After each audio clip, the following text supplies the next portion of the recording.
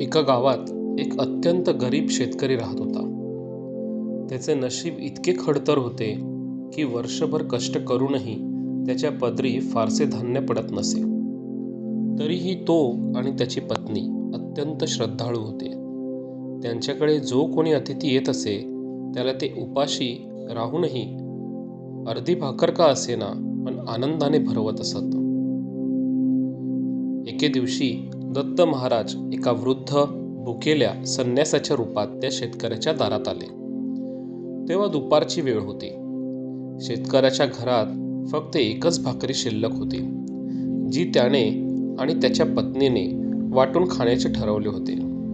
संन्यासी म्हणाला, "बाळा, खूप भूक लागली आहे. काही खायला मिळेल का?" शेतकऱ्याने आणि त्याच्या पत्नीने क्षणाचाही विचार न करता आपल्या वाट्याची ती एकमेव भाकरी त्या वृद्ध संन्यासासमोर ठेवली. संन्यासाने ती भाकरी तृप्तीने खाल्ली आणि पाणी पिऊन शांत झाला. जेव्हा संन्यासी जायला निघाला तेव्हा त्याने शेतकऱ्याला विचारले, "तुमच्या धान्याच्या कोठारात काही शिल्लक आहे का?" शेतकरी नम्रपणे म्हणाला, "महाराज, तिथे आता फक्त धूळ आहे. धान्य संपलेले आहे." महाराज हसले आणि म्हणाले, "एकदा जाऊन तर बघ." शेतकऱ्याने जेव्हा कोठाराचे दार उघडले तेव्हा तो थक्क झाला. जे कोठार रिकामे होते ते आता सोन्यासारख्या पिवळ्या धम्मक गव्हाणे आणि ज्वारीने गच्च भरलेले होते. त्याने बाहेर येऊन पाहिले तर तो संन्यासी तिथे नव्हता. त्याऐवजी तिथे साक्षात त्रयमूर्ती दत्त महाराज उपस्थित होते.